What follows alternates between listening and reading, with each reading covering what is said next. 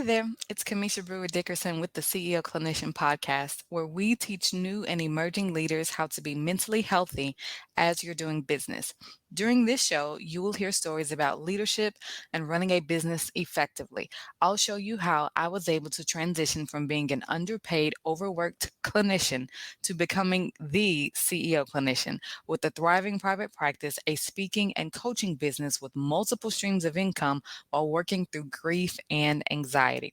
You'll also hear from our incredible guests on how they were able to successfully build their businesses while facing mental health challenges of their own. Their stories are unbelievable. If you want to learn how to be mentally healthy as you're doing business, listen to this podcast and then head over to cbrewerconsulting.com to grab a copy of my book and learn how to work with us. Ready to hear the episode? Let's get started. Hello, everybody. Happy Monday. Welcome to my live video. Today we have a really needed topic, in my opinion, because I know many of you guys are stressed. But today we're going to be talking about slow summers in private practice, slow summers in private practice. So if you're a new therapist and you see this, please share it out with a friend or colleague or even to your newsfeed, because I know there's a lot of therapists that need this talk today. So for those of you that are new, welcome. I'm Cameisha Brewer Dickerson. I'm an LPC practicing here in the state of Arkansas. I am a business coach for new therapists. I help new therapists learn how to set up, structure, and market their private practice without relying on directories or paid ads. And I teach them how to do that in just 60 days through my signature 8-week program called Private Practice Ready. I am a professional speaker. I've spoken over 300 times. I've got several speaking engagements already booked for the month of June. So my team and I are prepping for those. And I'm an author of the book Thought Life Confessions. It is inner conversations of anxious, successful women. So if you are a mover, shaker, boss babe, whatever you call yourself, and you are a woman with a lot of anxiety, the book is definitely for you. And you can check that out on my website, cbrewerconsulting.com. So there's that. Let's talk. Let's talk about slow summers in private practice. So I have mixed feelings about this, but I'm going to just kind of tell you where I'm at and then offer you some support and some tools and resources for you to navigate the summers. So first of all, summers are not slow for everybody, okay? So I know sometimes in Facebook groups, we love them, but sometimes people are lying saying that summers are slow. I think it really depends on who you serve and what the opportunities are like if you're in person or if you just do virtual. If you're serving kids, obviously that's going to affect you because, especially those of you guys that do school based, because sometimes parents, if they have multiple children and all 4 or 5 of them are at home, it is harder to get to all the appointments in the summer. It's easy when, as a parent, you've got one kid who needs to go to a dentist appointment or a therapy appointment, and the remaining children are still at school. So it's like a babysitter built in option. But in the summers, it's no longer like that. So definitely, if you are working with children, or something like that, or even teachers, if that's your niche and your specialty, you may be affected a little bit more. But with that, sometimes teachers, because I see a lot of educators, because I'm a former educator, a lot of times teachers, their New Year's resolution season is the summers, because they're like, this summer I'm going to work out, I'm going to clean my office, I'm going to clean my classroom, I'm going to get my home organized, I'm going to lose weight, I'm going to go to therapy. Like, they start doing all the things for their own self-improvement and self-development during the summer. So your summer may be busy. It depends on who you serve, how you're marketing to them, what you're offering in the summers. You could be running groups or doing some really cool things in your practice, so your summers may not be slow. So I'm saying that to you guys so you don't approach, I think in my head, June is like the kickoff of the summer, because most schools are out by June, like right after Memorial Day. But you don't have to approach the summer with this dread and this heaviness and this gloomy gray cloud over your head, like you're not going to have clients in the summer, because I think that's not true. Now, you may be affected. You may have to be a little bit more creative and strategic in the services that you offer. And I'll give y'all a tip right now. Summers are a great time to build up on your speaking engagements, not doing it as soon as the summer comes. Like, obviously you need to do this months in advance so you can be booked, have deposits paid, and ready to go all summer. So if your caseload does fluctuate, you won't feel it so much in your finances, but you have a lot of options to make sure that your summers aren't slow. So Number one tip for today is don't panic. Okay.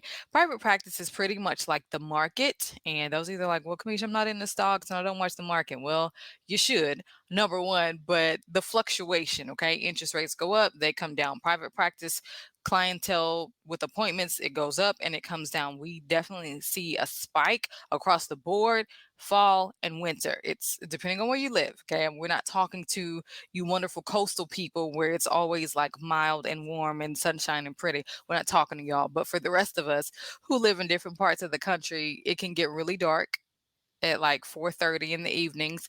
It can get really cold. I'm in Arkansas, so we get extreme summers. Summer times feel like hell's oven, and it can easily be like 110 degrees, and it's normal and just super humid.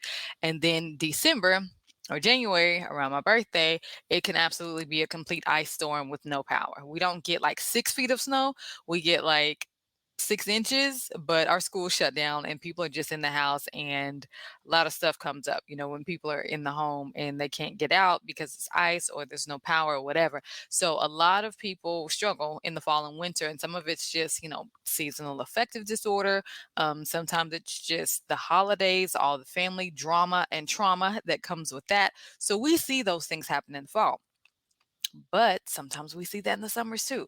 But don't panic. We know what the year looks like. Those of us that have been in the field for a few years, we have kind of grown past the, oh my goodness, it's summertime, it's going to be slow. Like we're past that. So the things I'm sharing with y'all today are straight from a place of wisdom and as a business coach. So write it out.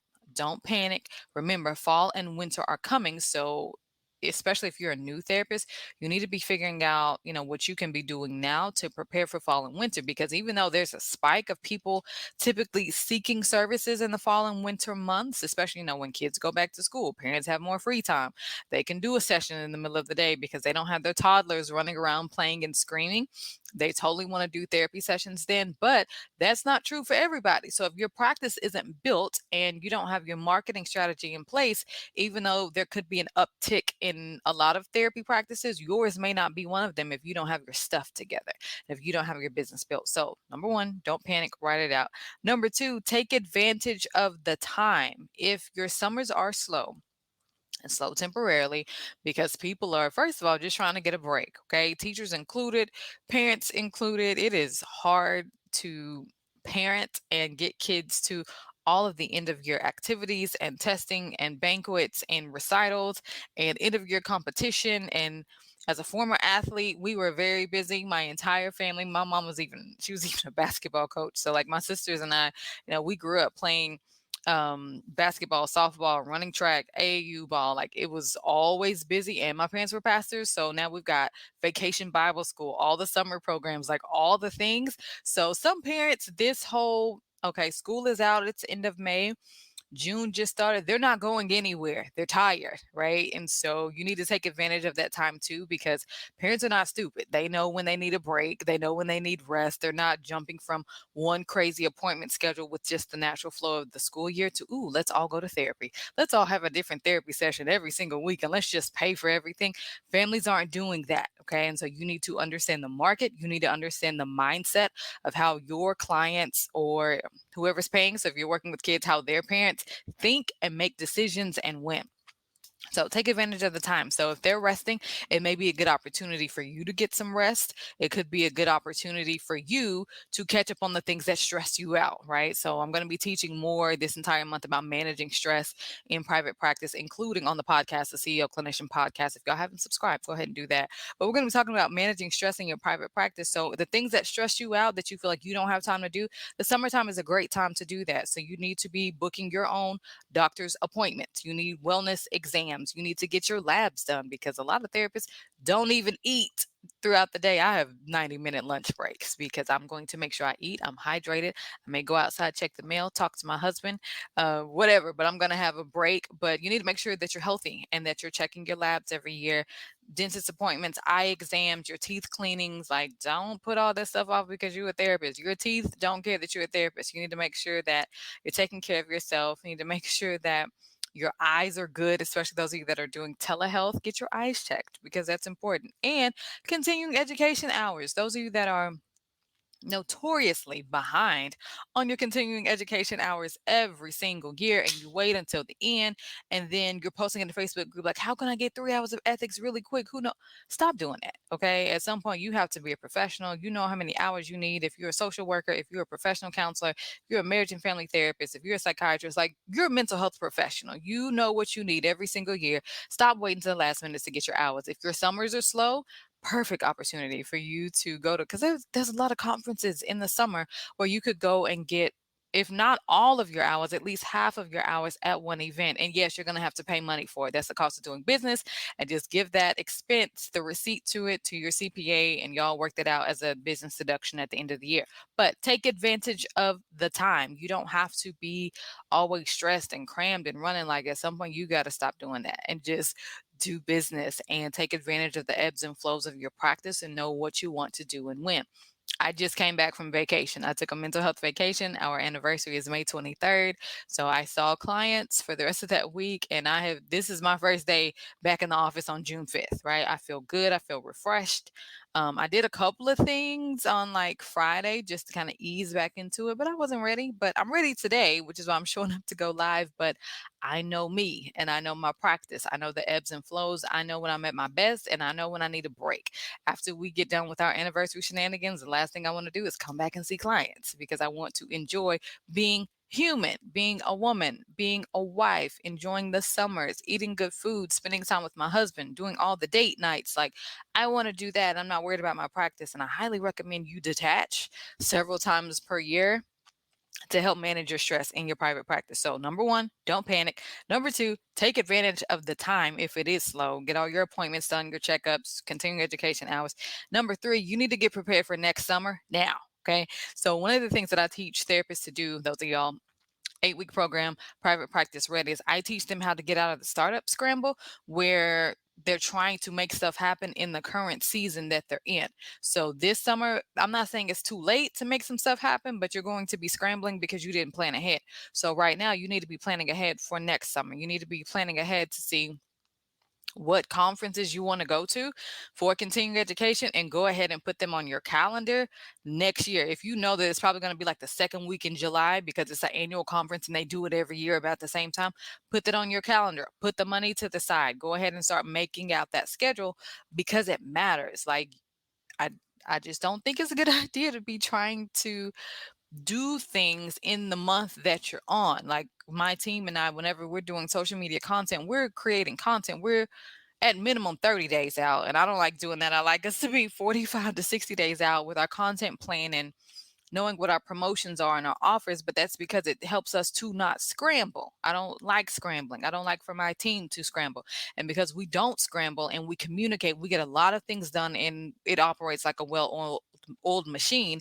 I have 5 people who work for me now, so we can't scramble and they can't be waiting for Cameisha to figure out the vision for the business so everybody can do their jobs within the company. That's not what we're doing. So even for you, you need to start preparing. And so some of your preparation may be coaching, because you don't know what you're doing. You don't know how to build a practice. You don't know how to market to your ideal clients. You don't understand your niche. So you may need a nail your niche intensive.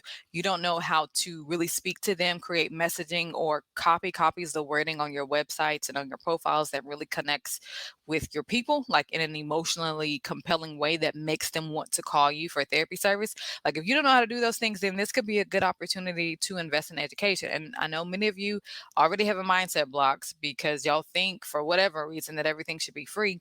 Learning how to be a therapist was not free. Even if you took out loans, it was not free. You're going to have to pay it back. And we hope the government, forgives those, but who knows?